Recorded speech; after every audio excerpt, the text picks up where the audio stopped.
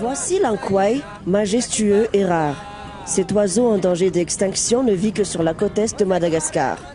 Son habitat, les mangroves, est l'un des écosystèmes prioritaires du WWF. Des habitats uniques, des forêts de mangroves en bon état, méritent d'être protégés.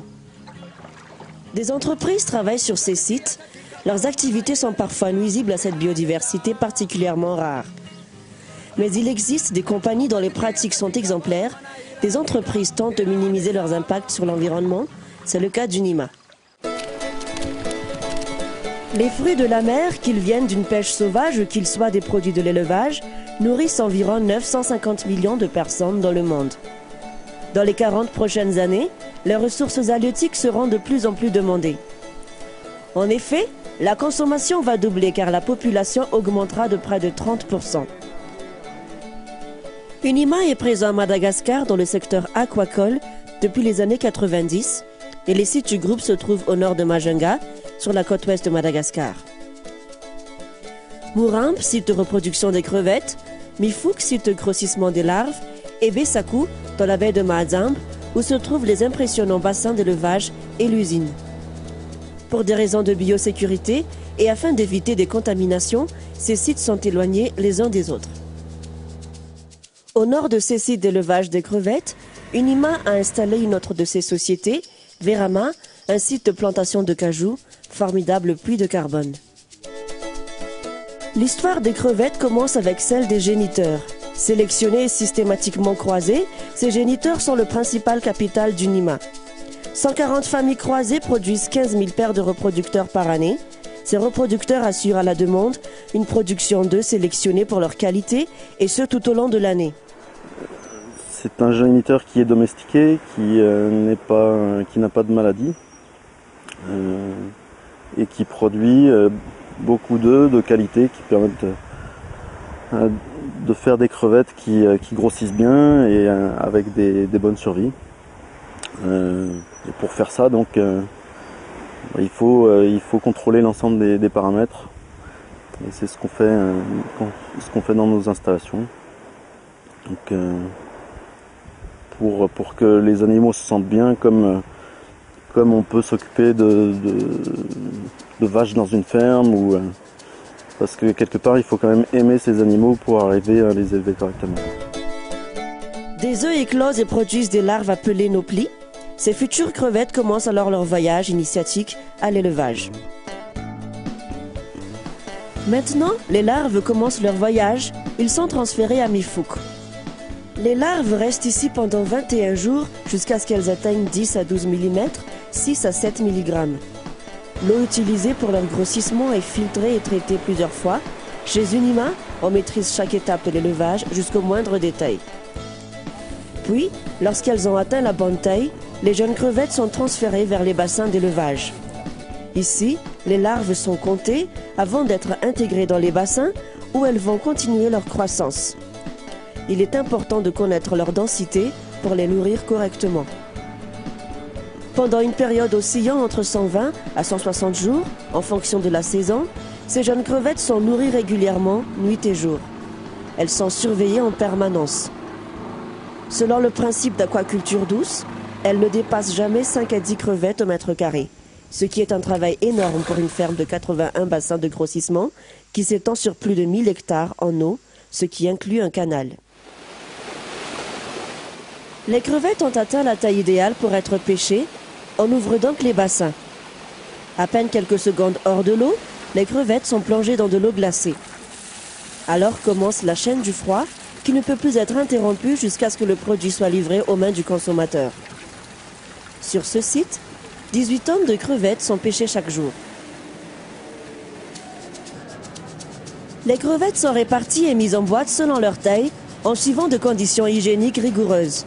Les crevettes d'Unima sont les premières au monde à obtenir le label rouge, un label français qui témoigne de la haute qualité du produit.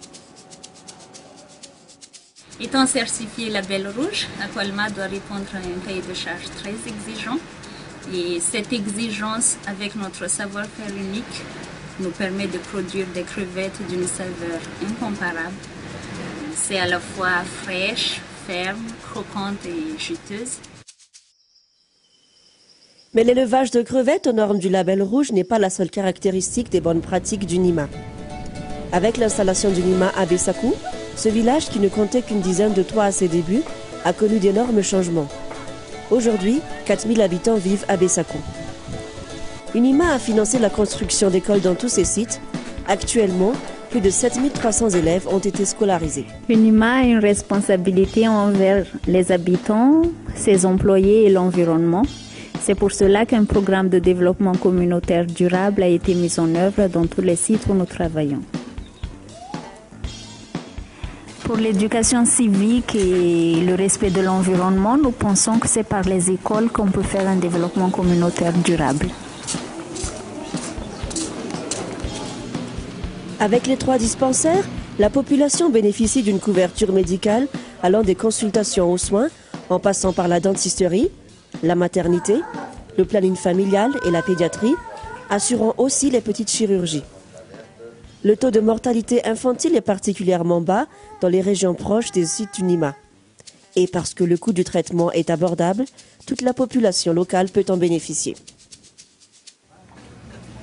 Tena misy fivoarana be mihitsy natonga amin'ny école zany tamin'ny taloha daizaka be mihitsy dia atiala be tsy vakindambo mihitsy zany zay nitety dia raha fa tonga ma école zany dia niarany monina teto zay nanjava le toerana ary nanajary koa reo misy tombontsoa be mihitsy nay amin'ny fivoaran'le tanàna dio natao tanàna mendriky mihitsy tenareo Bessakou rehefa tonga teto reo dia ny fivoan'ny fiainako manokana zany avy amin'ny école dia mitsabo maimaimpogna ao amin'ny fianakaviako zany sy ny tenako.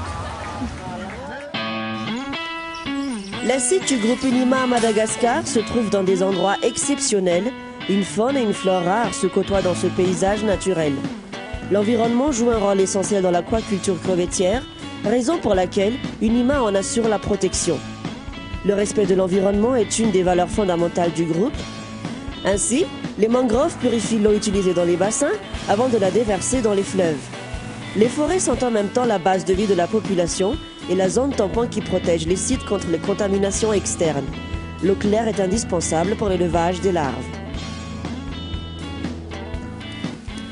À Mourambe, Verama a planté 45 hectares de forêt à vocation énergétique pour assurer à ses employés la possibilité d'avoir le recours au charbon d'une source renouvelable. Les plantations de cajou suivent le principe de l'agriculture biologique. Les sols sont refertilisés avec des légumineuses de la région. Nous allons obtenir des noix qui se vendent plus cher, puisque là c'est des amandes certifiées, mais aussi qu'on contribue énormément à l'amélioration et à la protection de l'environnement. Puisque là on n'utilise pas d'engrais de synthèse, on n'utilise pas de pesticides, on crée un milieu qui est favorable au développement. Pour assurer la viabilité du projet de plantation de cajou, Verama a décidé d'entrer dans le marché carbone en misant sur son importante plantation. Le WWF à Madagascar a décidé de travailler avec UNIMA parce que c'est un groupe qui a déjà montré sa volonté de développer des bonnes pratiques en termes d'environnement et des normes sociales.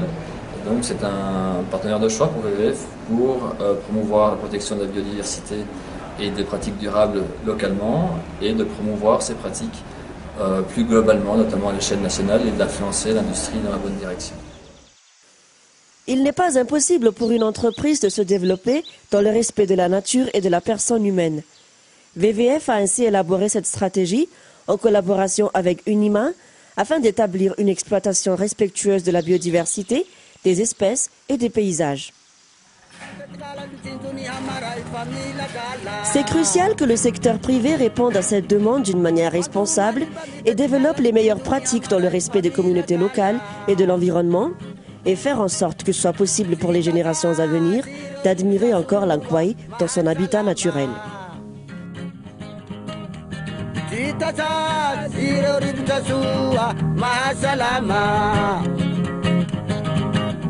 tsy mitiriny zava-maniry fa la nitamingany ireo biby tsy misy aina oy